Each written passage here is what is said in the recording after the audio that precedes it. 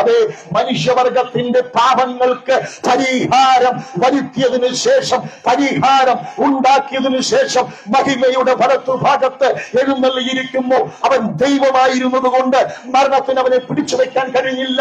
യേശുക്രിസ്തു ദൈവമായിരുന്നു കൊണ്ട് പിശാചിന് അവനെ തകർക്കാൻ കഴിഞ്ഞില്ല. യേശുക്രിസ്തു ദൈവമായിരുന്നത് കൊണ്ട് പാപത്തിന് അവനെ തകർക്കാൻ കഴിഞ്ഞില്ല.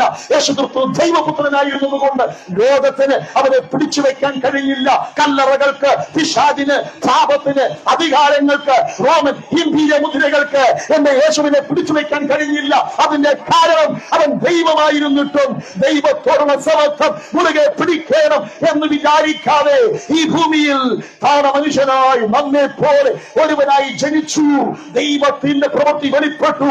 അതുകൊണ്ട് പിശാച് വിചാരിച്ചു, യേശുവിനെ ക്രൂശിച്ചാൽ, യേശുവിനെ ക്രൂശിൽ തറച്ചാൽ യേശുവിന്റെ കഥ കഴിഞ്ഞു, യേശുവിന്റെ ലോകം കഴിഞ്ഞു, യേശുവിന്റെ കാലഘട്ടം കഴിഞ്ഞു എന്നൊക്കെ ചിന്തിക്കുന്നുണ്ടെങ്കിൽ ഇന്നും 3.5 വർഷം പാലസ്തീനയിൽ ചെറിയ ഗ്രാമത്തിൽ അത്ഭുതങ്ങളും അടയാളങ്ങളും വീര്യപ്രവൃത്തികളും ചെയ്ത് സദുപദേശങ്ങളെ പ്രസംഗിച്ച യേശുവിന്റെ സദുപദേശങ്ങൾ 2025 വർഷങ്ങൾ കഴിഞ്ഞിട്ടും ഇതുപോലെ ഘോരഘോരം പ്രസംഗിക്കാൻ കഴിയുന്നതിന്റെ കാരണം മനുഷ്യവർഗത്തെ രൂപാന്തരപ്പെടുത്തുവാൻ, പാപങ്ങളിൽ നിരക്ഷിക്കുവാൻ, മനുഷ്യന് നിത്യജീവൻ നൽകുവാൻ, മനുഷ്യന്റെ പ്രശ്നങ്ങൾക്ക് പരിഹാരം നൽകുന്ന സദുപദേശം ഉണ്ടെങ്കിൽ ഞാനിന്ന് പ്രസംഗിക്കുന്ന ലോകത്തിന്റെ പാപത്തിന് പരിഹാരമായി തീർന്ന യേശുക്രിസ്തുവിന്റെ സദുപദേശങ്ങളാണ് എന്നുള്ളതിൽ യാതൊരുവിധ സർഗസംഗതികളുമില്ല.